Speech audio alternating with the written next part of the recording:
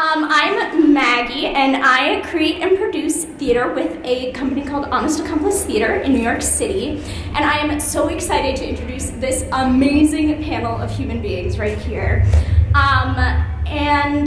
Some of you may know who they are, but I'm going to go ahead and go down and do quick introductions.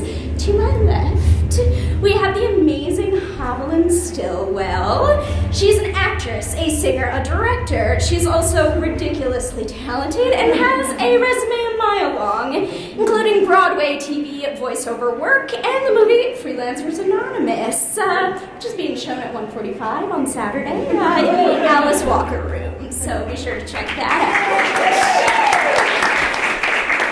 Next to her, we have Jeanette Sears. They are a director, a filmmaker, a video editor, photographer, cinematographer.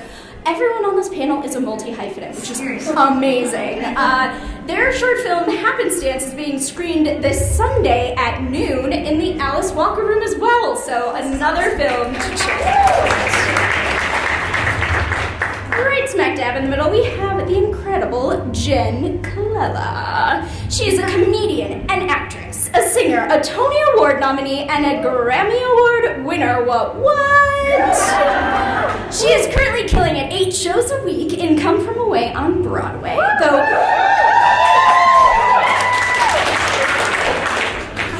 she might have some fans here.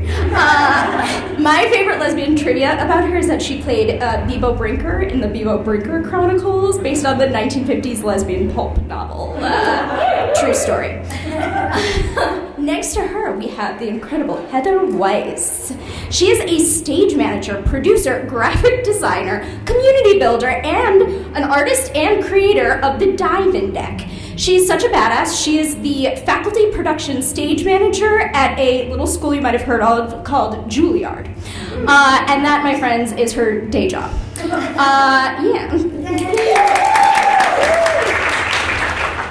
Next to her, I'm very excited because we have 2 folks who are actually local to Vegas, which I think has not happened a whole lot, at least not that I've seen at a bunch of panels here. So I feel super honored to have these next 2 folks here. The first is Adriana Chavez, who is a Las Vegas community-based actor, creator, performer, clown, physical theater performer, dancer, storyteller, photographer, and educator galore. She is starting a theater company that is going to be creating theater by queer and Latinx people, so keep an eye out for her. And next to Adi, we have Nene Asik. And she is also a Vegas-based casting agent, theater maker, performer, clown, gymnast, and physical theater performer, and more. So let's give it up for this incredible panel. I think you will all agree that we are the luckiest people to be in this room right now. So, at this conference, we're going to hear a lot about TV and film and queer, cis women, and trans people in those fields. And I think, at least to my knowledge, some of you may know differently, this is the first time we've actually had a panel about theater, which is super exciting. I see a bunch of people nodding vigorously, so yes! We are making ClexaCon history. So what makes theater a different experience for queer audiences than, say, television or film? Start out with a tiny question.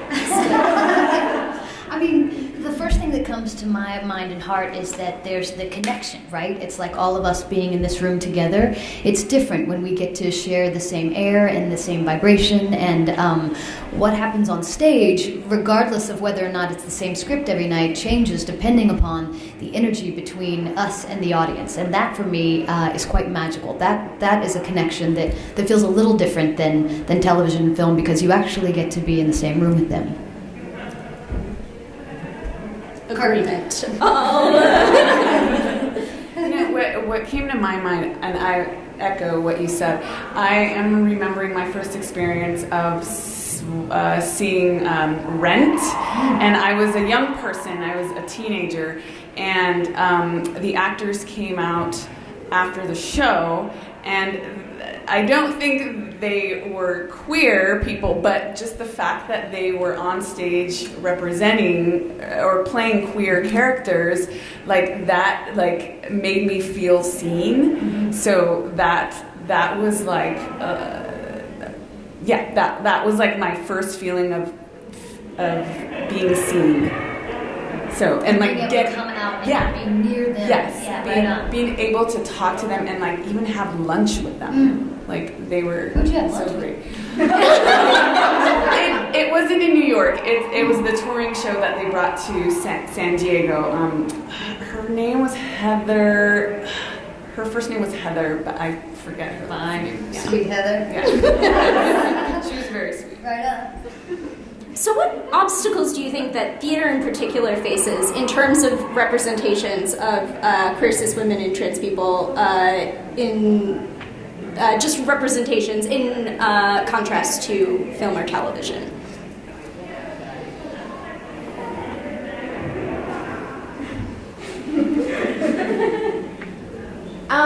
Well, I mean, I think obstacles in terms of like connecting to audiences, is that?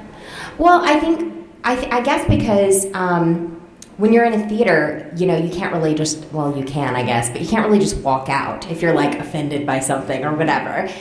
Whereas like, you know, if like, you know, Joe Schmo is like watching TV and he sees like a lesbian on TV and he's like, I hate lesbians, he can just like switch the channel, you know what I mean? But I mean, probably Joe is not going to, let's be honest, but in my experience.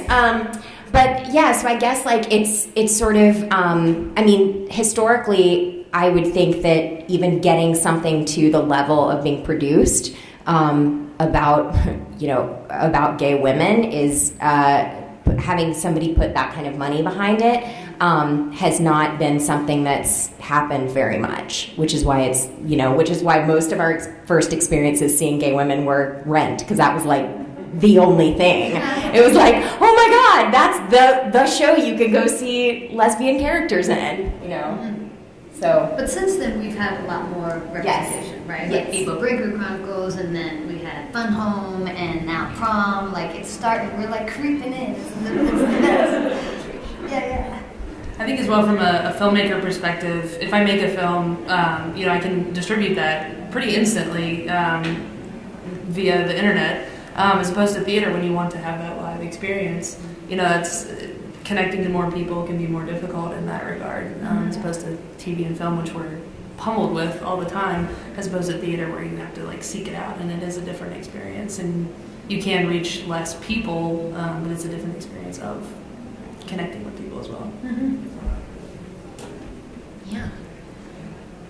What are some examples of positive representation of queer cis women or trans people in theater that you've seen, and also maybe some less positive? And this can be in like, you know, your local, like, you know, grassroots theater companies or on Broadway, you know, anywhere along the spectrum.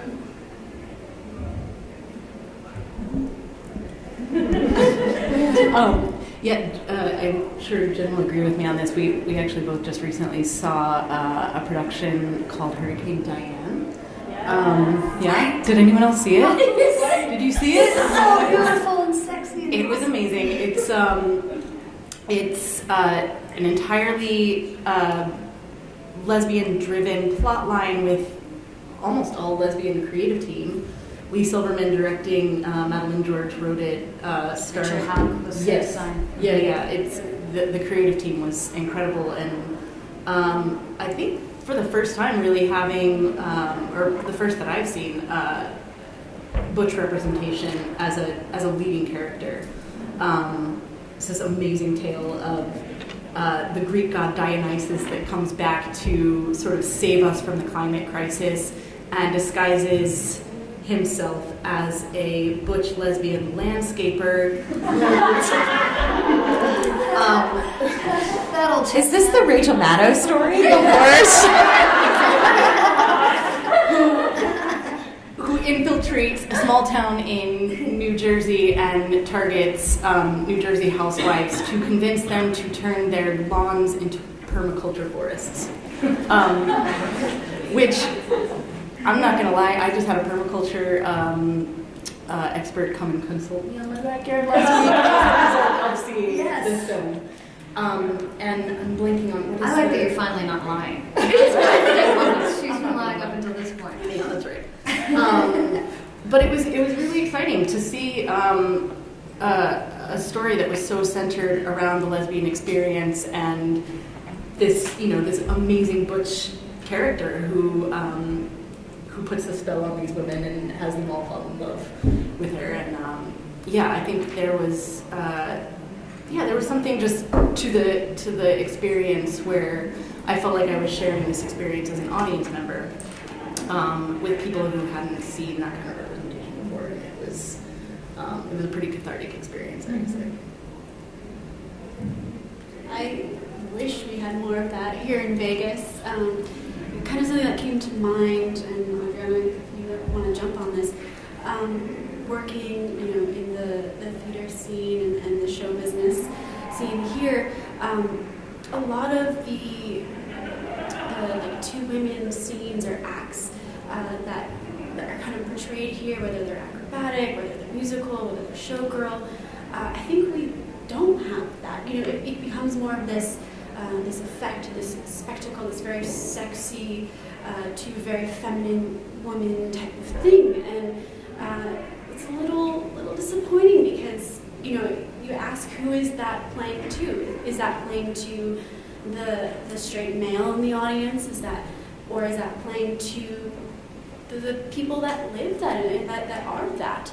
And I don't want our community to be a spectacle here. I want it to be celebrated and there to be a bit more truth to it. And it's not all just, sure, two women being together are sexy, but but it's not, it's not just that. And unfortunately, we see a lot of that in Vegas, in the show business, so to say. I got to play what I thought was a positive lesbian character in If Then. It was a musical that I did with Adina Menzel, and LaShawns played my wife. And what I liked about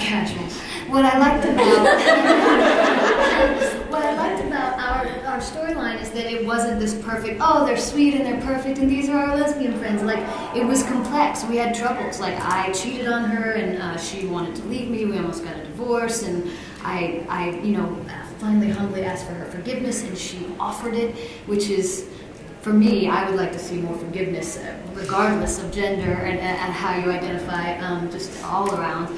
And so I thought that I was really proud of being represented in that way, and being, like with Bebo Brinker. I wasn't out before I did Bebo Brinker, and I just felt proud that I was out, that I was of a certain age, that I was playing a woman that was very complex, and it felt like a positive theater experience for me. I feel like we're seeing it reflected in all art forms, even in fashion and everything. That I think it's taking a little bit of time, but I do have hope and faith that we're going to see a change. That we're not going to see so much of our community as being like just portrayed. Not that like we don't all like. Listen. Say it. Yes. Listen. There's nothing wrong with seeing a couple of hot chicks, like, you know what I mean? Like, that's great. That's great. Between what's hot. Yes, for sure. And I think also it's taking a little bit of time for, I guess, like the decision makers to diversify and not just be like one type of person who are the decision makers and who are the people with the money, but also trusting that when you have LGBTQ characters, that they don't have to just be one thing, that they can be all different kinds of things. Like like Jenn was talking about with her character, they don't have to, we've all experienced that and we've all seen that growing, that hot women isn't just one thing. It's lots, like everybody in here is hot. We all look totally different from each other, So that's kind of cool and that's great. So, yeah. So what would you say to a producer who suggested that maybe a show or a film or a TV piece about queer, cis women or trans people just isn't gonna sell? I'd say that's bananas. Give the people what they want.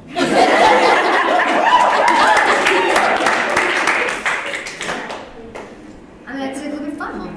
Fun Home was Fun Home won Best Musical, and it was centered around a lesbian character, and again another complex, like not very simple lesbian character, and it won Best Musical and was a hit on Broadway. So it's been that's been such a like beacon for me in the theatrical community.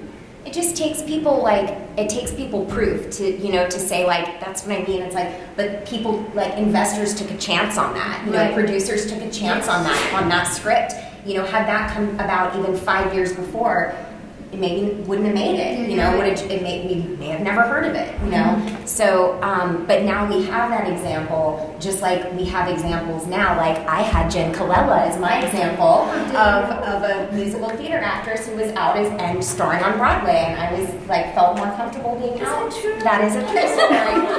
That is a true story.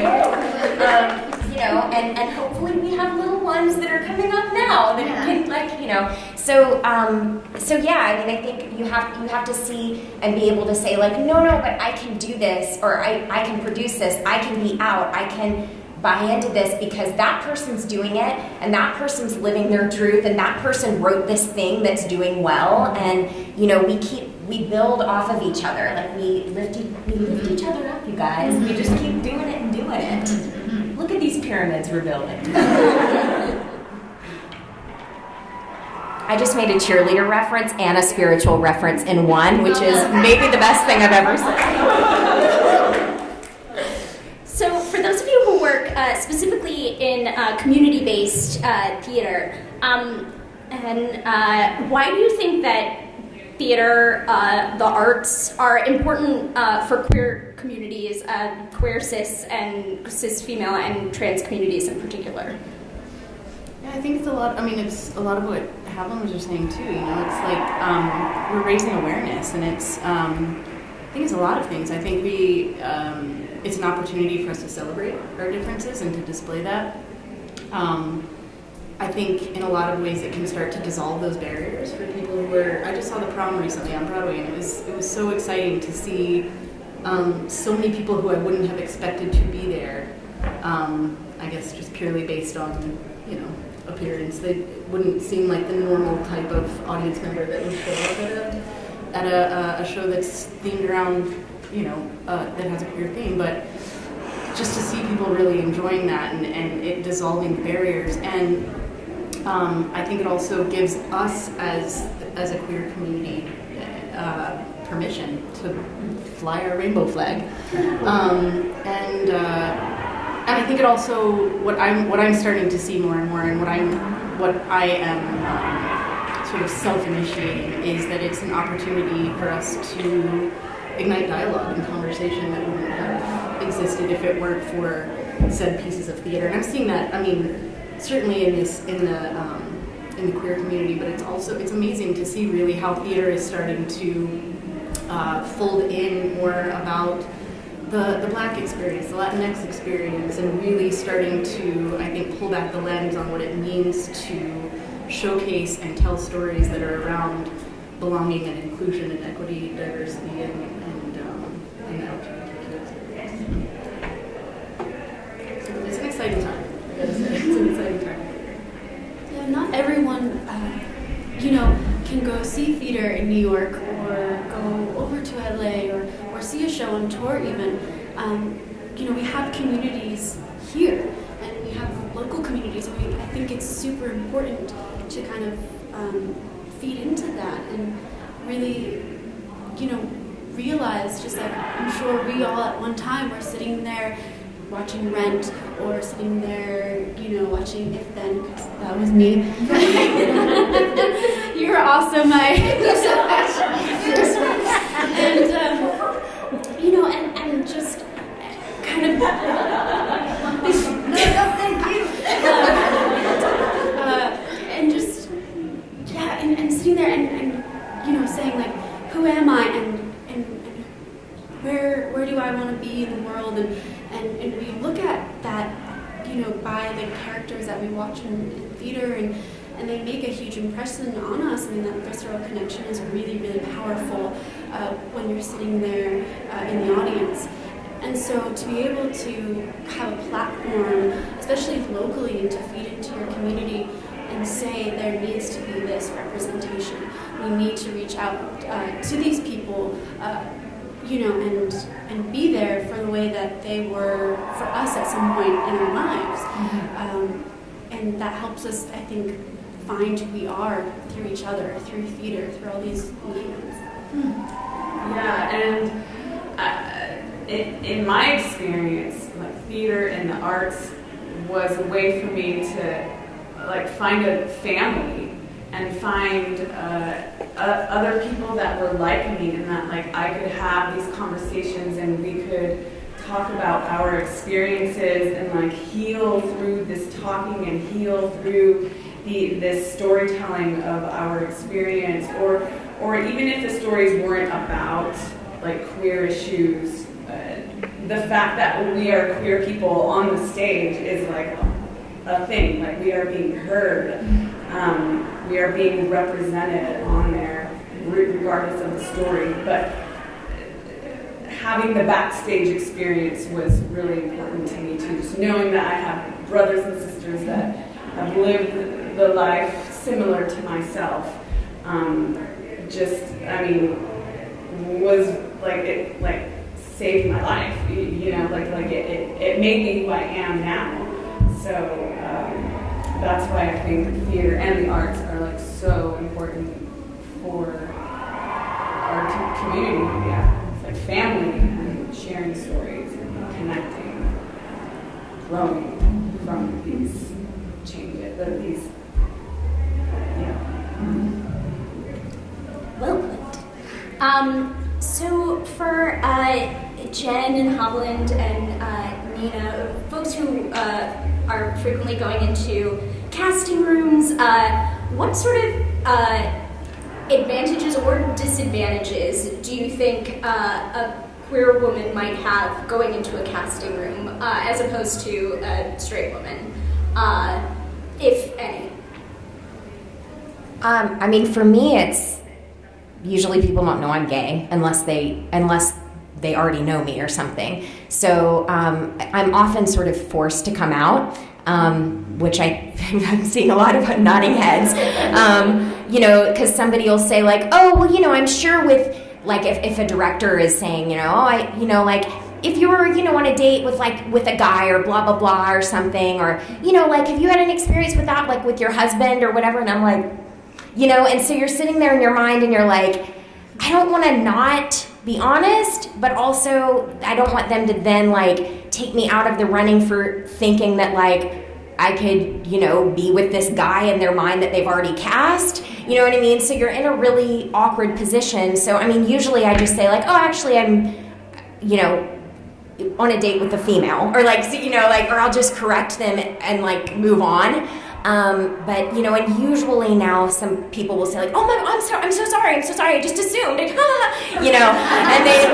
feel awkward, and then there's a lot of it's okay, and then I'm in my head later, I'm why did I say it's okay? It's not okay, and they shouldn't assume, and they shouldn't be heteronormative, and but also I was in a job interview, so I'm trying to get a job, and so I don't know if you guys do that too, but I'm you're always like that. But I guess that would be for me the biggest challenge that would be relevant to gaydom in a casting room. But oftentimes when I've tried to play a gay character, I will actively be how can I get it into conversation casual that I am actually into ladies, somebody, it was for a TV show, and I was going to be playing like the new girlfriend of a series regular, and I really wanted the job because she was like supposed to be very preppy. It was totally right for me, you know? And I was like, and I like went in, he was like, it was a dude, you know, and he was like, oh, like, is this your first time like reading for a gay character? And I was like, I mean, it's one of my first times, honestly. And he goes, oh yeah, is that different for you? And I was like, no, it's actually great since I am gay. And he was just like, oh, and then there was that like, oh, back pedal, and then I was like, it's okay, and then later I felt bad about telling him it was okay, validating the man, you know, but anyway. You're just seeing a window into my psyche. I appreciate just a little window. Being so sweet and honest. I appreciate your candor. Honestly, it's a hard thing. I was told early on in my career not to come out by a director friend whom I really respected. And still respect. He, in his way, was just looking out for me. But he said, as a director, if I know the person's gay, I wonder if they can have chemistry. And I was like, oh, man, that's awful. And then as I started getting cast some more gay character, I was like, it just didn't feel good. And I respect anyone's decision to not come out or kind of come out or not, you know, the labels or what have you. But I love it. I love that everybody knows that I'm gay. I shouted from the rooftops. I, in an audition room, know these people. I've been fortunate enough now to be in the business and in that community for so long. They all know I'm gay. They've seen me bring my partners to opening nights and to things. And so I feel a deep sense of pride. And if it's for a straight character, I feel a deep sense of pride connecting with the guy reader because I'm an actress, because I can act, and because I don't find it difficult to find energy with another human being. Not at all. That's actually what I'm paid to do. Exactly. So I find that I like being somebody who's out and who can also do this other thing really well in the hopes that will just no longer be a thing. And I'm finding that it isn't. I do get called in for a lot of gay folks, but I'm down. Like when people are like, oh, I don't want to be typecast, or I don't want to, for a long time I was the country chick. I'm always the best friend that's like, you know, I like the rock and roll chick, and people are like, oh, I don't want, you shouldn't be typecast. I'm like, typecast away. You want me to be a lesbian country rock and roller? You've got it. That's not a problem. I'm down. I'm totally down. And then if you want me to play a straight woman, that is also not a problem. And I think that it's starting to relax. Because also, by the way, like, it's sometimes harder to play gay than it is to play straight. It's like actually has to do with the other actor. Either they're down or they're not. And like sometimes you have to work a little harder. And that's like, you know, having played both, you know, like sometimes like it just really depends on the other actor and the director and how it's staged and everything. I just did a reading of a show that my girlfriend wrote. It has a central woman who is struggling with her sense of identity, and I had to make out with this girl, a dear friend of mine, Morgan Weed, who's an amazing actress. She's also gay, and her girlfriend was coming, and my girlfriend wrote it and was directing it, and we had this big, like, passionate kiss, and she was like, mwah. And I was like, okay, that's okay, no worries. What can I do to make you feel more comfortable? Is it like Shalina in the room? Is it your girlfriend as well? And she's like, no, I just need to know where our hands are going to go. I was like, not a problem. She needed technically to know how we were going to, but it was also like communication, just talking to her. What do you need to feel safe in this moment? Is there anything that I can do to provide safety for you? And I would do that with my male counterpart as well. But it was just a cool moment to like have my girlfriend there, to have her feeling a little reticent for whatever reason, and just having the conversation about what can I do to help you feel comfortable. I love it. I love my job. So, Jeanette, trans and non-binary folk are often left out of the discussion when it comes to queer people in theater. What are some of the things that our industry can do to support trans people in the field and trans artists? Absolutely. I think it sort of relates to the last question. Just like being somebody who casts people in roles, you know, come out if you want, you know, because I am always wanting to provide representation to cast people who are outside of the binary, like outside of the what you see every day.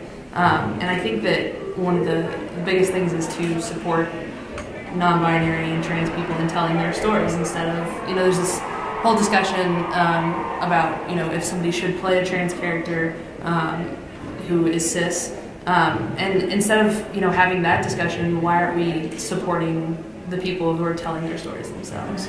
Like, the focus, I feel, needs to shift to that so that they can decide who they want to play them, you know, who they want to represent them, as opposed to just focusing on the people who are playing them. So. And do you feel the tide shifting in that direction? I do. I mean, and working in a lot of indie film and really small projects, local, having that great sense of community that we were talking about earlier. It is nice to be able to cast the people that you know who, you know, sometimes even aren't actors, who just want to tell their stories. Like my last film that I made, I was just like, I can't find anyone to play this role, so I did it myself. Awesome. That's awesome. And like I wanted to shift to a point where I don't have to do that though, where I can find people who can help me tell stories, and I can help them tell their stories that aren't, you know, just stereotypical or, you know, within the binary. How'd you do? I hope I did okay. It was a fun experience, I will say. Right on. First time. So we're going to now move on to the portion of the evening, which is the lightning round. And I have prepared some questions that I'm going to pose to our panel. And they are going to answer with their first instinct responses. You are also welcome to pass. I may throw a few out to the audience as well, just to see what y'all have to say. So the first one is the first queer cis woman or trans character you remember seeing on stage. Character. Maureen and Joanne. Yeah, for sure. Yeah, right. Yeah, Maureen. Yeah. All the way down? Yeah. Maureen and Chen. And Angel for sure. Yeah. First queer cis woman or trans performer you remember seeing on stage. Cherry Jones. Oh, good one. Yeah. Yes. Jenn Collela in Slut the Musical. I was in the slot. I played a rock star. Like 13 years. That was a bit ago. Yeah. That was a good cut. It wasn't my first, but recently I just saw Peppermint and Head Over Heels, and that was just so much fun. It was just such a fun show. I think Cherry might have been my first as well, and Doubt. Yeah. Is Justin Bieber Vaughn? Is trans? Yeah, she is. Okay, great.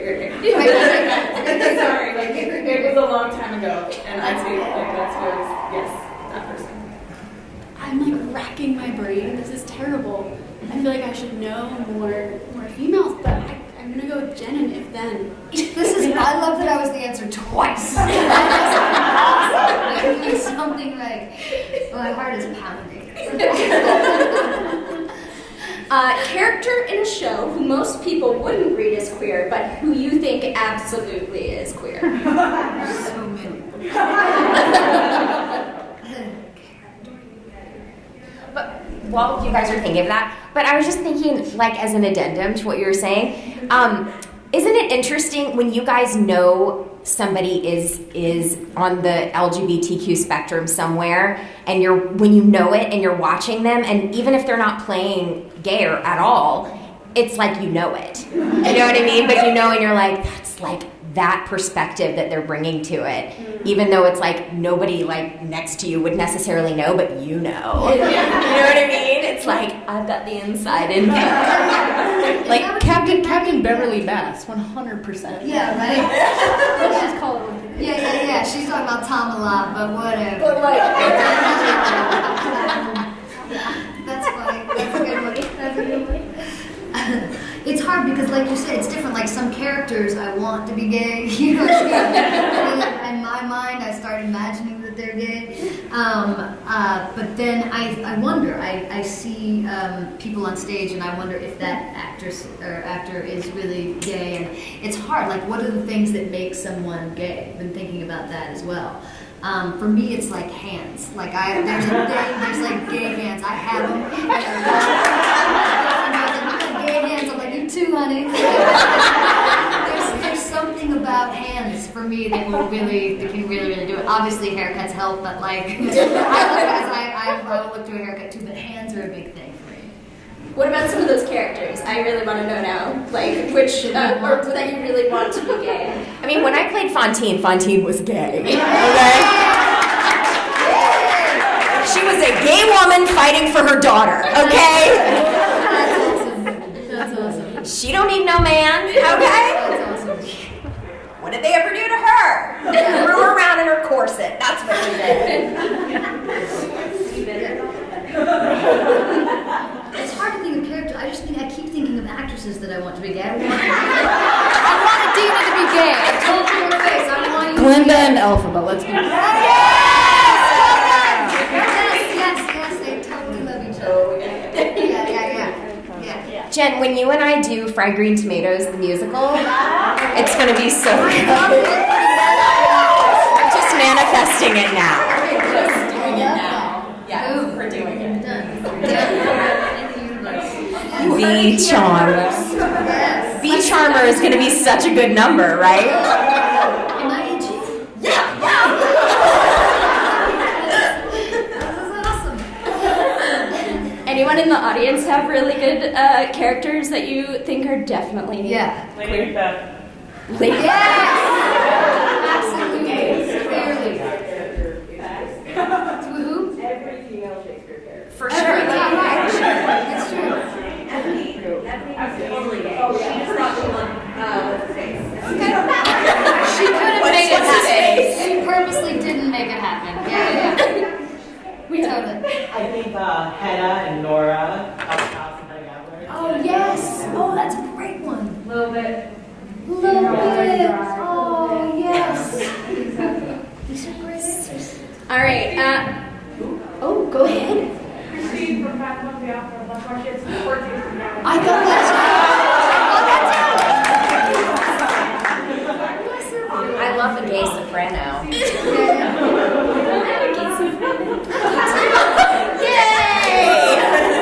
Hey, up top, I'm a gay soprano.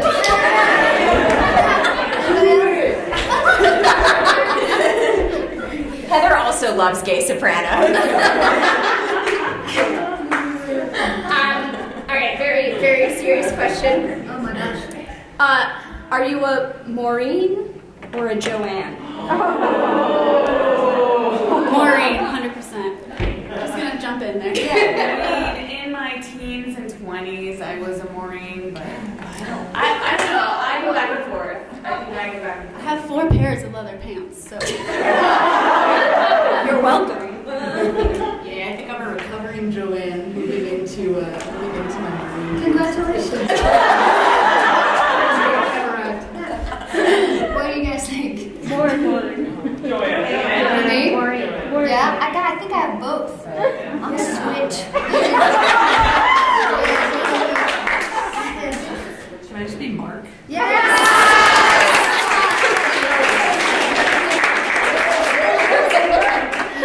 I think I'm both also. I'm actually more Joanne, but people think I'm more Maureen. But I think I'm Angel. I'm actually like a drag queen at heart. Audience, raise hands. Who's a Maureen? Yes, be proud. Who's a Joanne? Proud. Yes, love. Who's a Mark?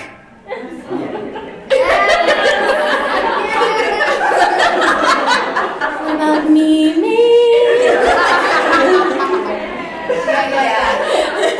All right, next very important question. Would you date a Maureen or a Joanne? Why not? Why not? Yeah.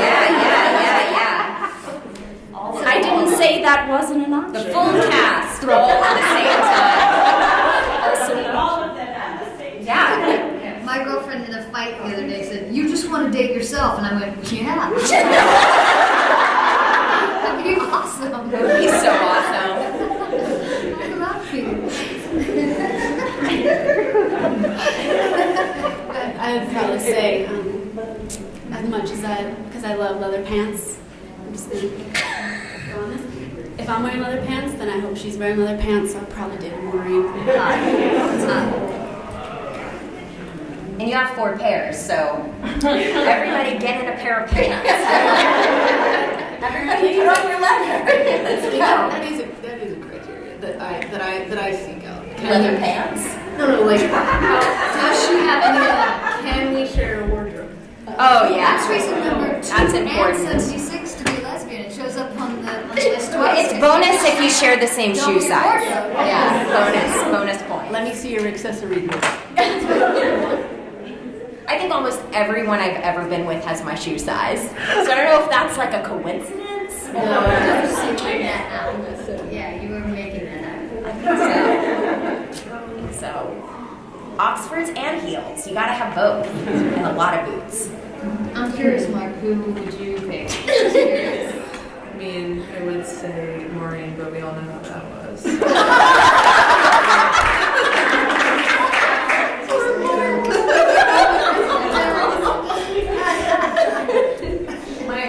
My partner, I think, has both too. So I think I like Both.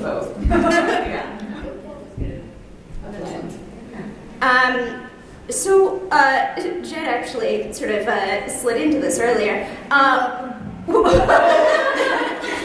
What signal, similar to the ring of keys and fun home, might you look for in a person to try and gauge and see if they might be queer? We got gay hands. We do got What else? nails. Nails. You are not a real lady lover if you have long nails. I'm so sorry. No way. Or you're single. No way. Acrylics are fine though. Are they? Thank you. Okay. Yeah, she's like, exactly. Right, this Yeah, sure. I don't have them on right now, but I usually, I love to have tips on my nails, and it has not ever affected me dating a female. I think we need to get rid of the prejudice. There's a lot of prejudice about nails, and I think we need to just say, however you want to have your nails, Fear. I'm not it is prejudiced. okay. I'm terrified. It's not prejudice at all. I'm nervous. That's all. But yeah, work that shit, ladies. Yes. Thank you for opening my eyes and my heart to it. What else? Hair. Yeah. Piercings, some tattoos, right? Muscles. A walk. There's a walk. That's totally a good walk. Yeah.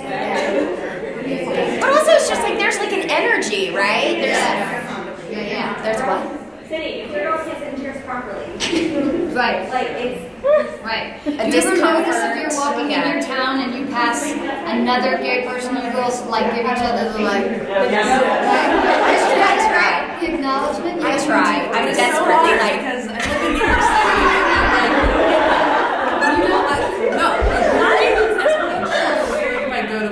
If I go home to Ohio and I'm in like my hometown, it like turns back on again. Did you hear that? They said if Like, because I live in New York City and it's like there's not as much of that. But you go like outside of New York City and it's just, it like comes back on. It's like you have that connection. We're like aggressively holding hands with the person. You're like, yeah. that's right. We're aggressively gay here. Yeah, when I'm in Georgia, I am aggressively lesbian. So what is a queer cis woman or trans franchise you think absolutely needs to be made into theater? Franchise. Frederick Tomatoes, obviously. Yeah, we've already established that. What? So like a book or TV or movie or something. League of Their Own. It is happening? Is it? There's been one that's like Carol, but I don't know if it's actually Carol? Right on. Yep. I mean, I'd watch Bound. I would watch this. Oh yeah. That's another one we can do. Okay. This is totally okay. I'm just gonna spitball some idea. I'm just gonna keep brainstorming, you guys. Use this as an opportunity for brainstorming. Yeah, absolutely. A little tipping the velvet. With an exclamation point. That's in my journal from like 1997, being like tipping the velvet. 100% gave me the book in like '04 or something. I would love Debs. Debs, yeah. That's nice. Yeah. But it wasn't that a musical? Yes. Whatever cheerleader. Yeah, For sure. totally. Who would play you in the musical of your life? Robin Wright.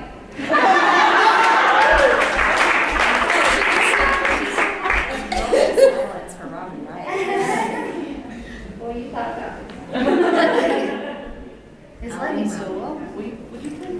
Sure. That's hot. Oh boy, so many jokes going in my head, right? So many private jokes. We've known each other a long time. Hashtag ex-girlfriend. I wasn't going to say anything. We're not friends with our exes. That's the beauty. Yeah. That's what we do. I'm securing some house seat tickets to her show for my ex-girlfriend and her new That's girlfriend. exactly right. That's what we do. That's the gayest thing ever. And I got her a babysitter.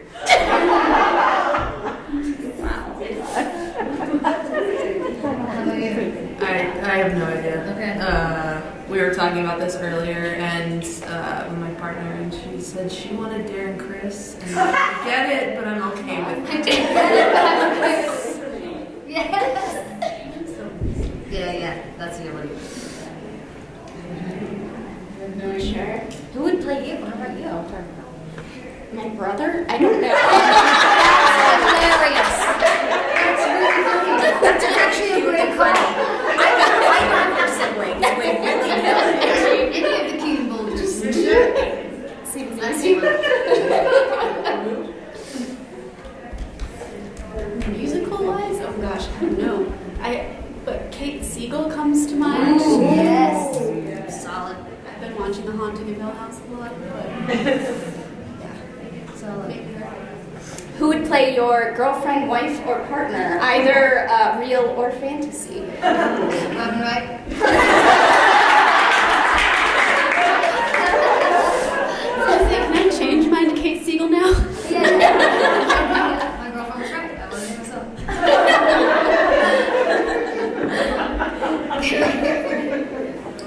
Also Leonardo DiCaprio because Yes. Three rows, I don't mind. That'd be fine. Be fine. Kate McKinnon? Yeah. Please. I'm glad you consulted before. How about you? Yeah. playing my real life. Either real or fantasy. Probably Mary Stuart Masterson, because I always liked Idgie and I kind of married her. So Yeah. Good one. yeah, she's like always. Right? Yeah. Yeah. Yeah. Still. Yeah. I'm still Mary Stuart. Yeah. Listen, I love seeing her. She can be in all the movies. Yes. Sarah Paulson. Let's just name all the hot.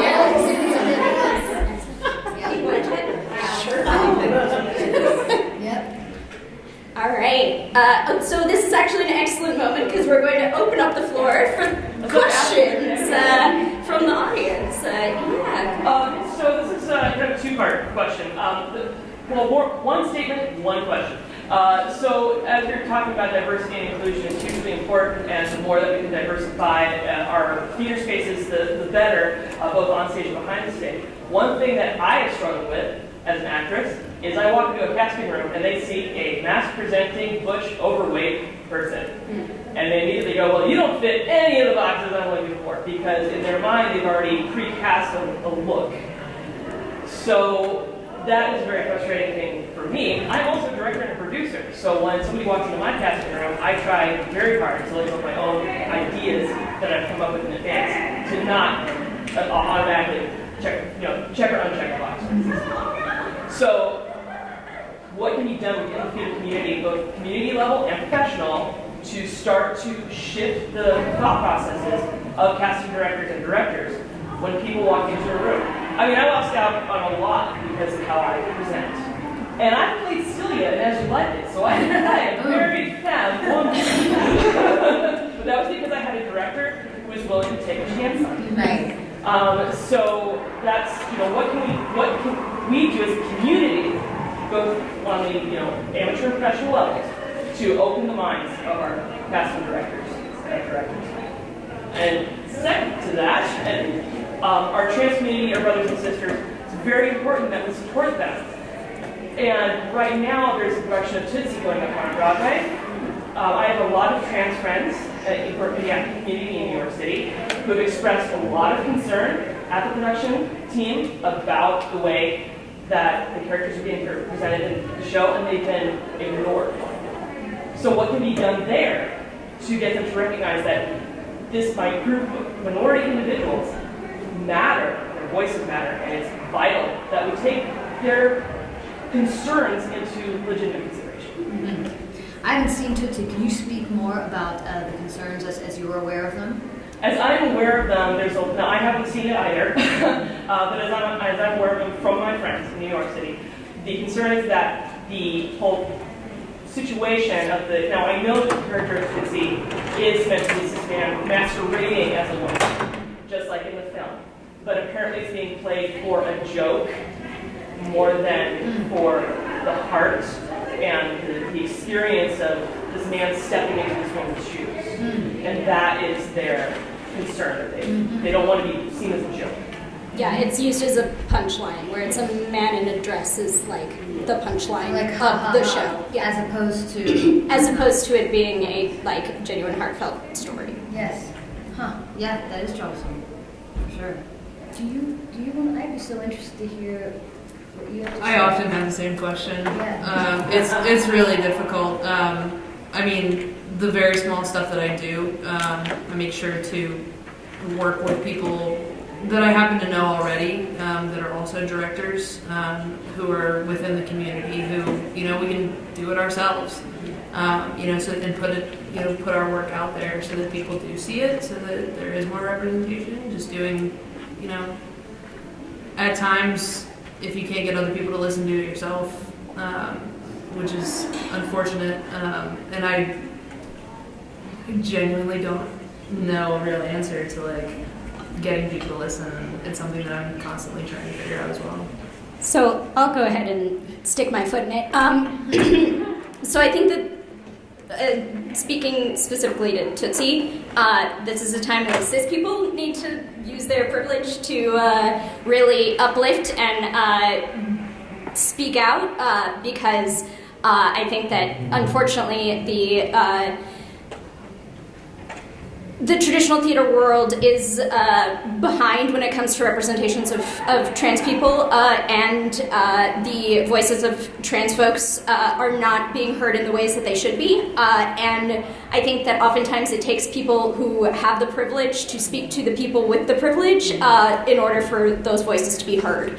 And so I think that it is the job of the cis people in this situation to use their power to speak up and speak out, and to talk as much as possible about why this is problematic and why it's something that shouldn't be tolerated, and to make it known that, I'm not going to go see Tootsie, and I have made that clear because I don't think it's an appropriate thing, and because my trans friends who I love and respect are not happy about it, and I trust their guidance on that. And so I think that ultimately it's a time for privilege to be wielded mightily, and with as much force as we can. And Maggie, in terms of speaking up and speaking out as cis people, do you recommend social media, or is there what beyond social media? Yeah, I mean, social media, I think also within the communities that you work in, certainly speaking to other people, bringing it up here is great, because this is a whole new community of people, and talking to the people who might not know that it's an issue. So talking to friends about it and talking to other cis people is a great way to do that.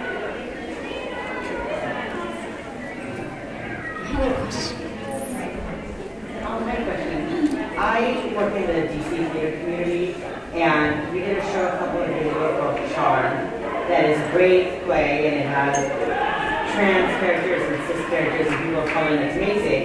But I think it's been done 3 times, maybe a 4th since we did it, but every time there's been protests about it from the queer community, because either they didn't cast anybody queer in the show, or the community in community in DC spoke out against it because nobody directly from the community was cast, but they did cast cis and trans people in it. But I think in general there tends to be a lot of criticism about shows that tries to create representation, like television shows. If it's not perfect, then it kind of gets canceled. So I was just wondering if what your thoughts on that were, if you think it's possible to create a viable queer theater company if you're getting, barrage of that from cis people who don't want you to make it, and then queer people who think it isn't perfect enough. It's hard because when you are a queer person creating content, queer people can be your greatest ally, and it also means that you will be held up to extremely high standards. Rightfully so, because when Trump says something terrible about trans people, everyone expects it. And it is absolutely horrific and terrible, but also it is what is the status quo. When a queer theater company does something that is wrong, it's a place where people hope that they can go and be valued and feel seen. And so if that is not the case, then it hurts more. And the backlash can often be greater towards the queer theater company than towards Trump because of that.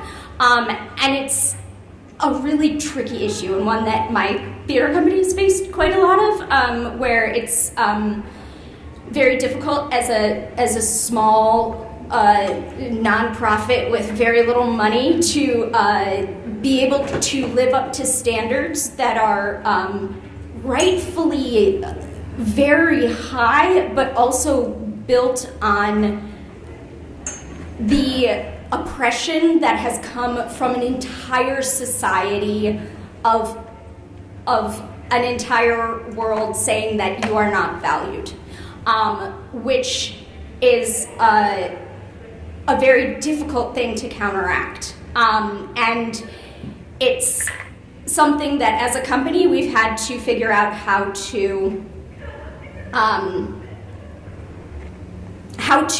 live with the idea that we will never be able to represent everybody, and we will never be able to live up to everybody's standards. One of the things that we do is that we use devising, which is a tool that allows people to create their own representations of themselves. So we never have cis people playing trans people, we never have white people playing people of color, and we never have cis people creating roles about trans people. It's always trans people creating roles about trans people, and it's always people of color creating roles about people of color, so that they're allowed to create the representations that they want to see on stage. And that counteracts a lot of the problems that I think a lot of traditional theater faces when there's a single writer who's trying to take on the voices of many, many different identities and properly embody those. That has helped enormously, and it is an amazing tool. If you ever think about studying theater, please learn about devising. It's an incredible thing, especially for minority populations. It's really hard, and it's a lot of, as a person with privilege, having to be humble and having to learn how to say, I am sorry, we fucked up, and we are gonna do our best to figure out how to make it better. But also being able to be we can't make everyone happy. Both things are true. Yeah. And then your intention is good.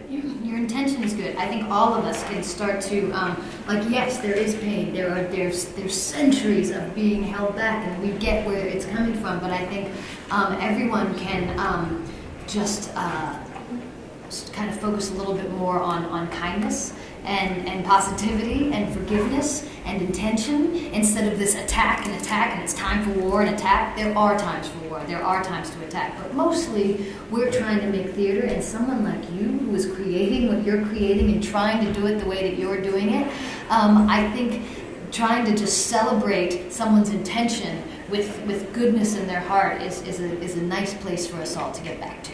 Yeah, and who's the real enemy? The real enemy is homophobia and transphobia and misogyny and the institutions and the people who are perpetuating those things. And so how can we come together and really counteract? I just want to say thank you to you, to all of you who are the torchbearers and the trailblazers in this industry, and for making a space for underrepresented people to have a voice. It's really, really courageous what you guys are doing because of what you're saying. You know, you get this backlash, and you get these people who are pushing back, who feel very uncomfortable with underrepresented people having the spotlight. So thank you guys for the work that you're doing. Great.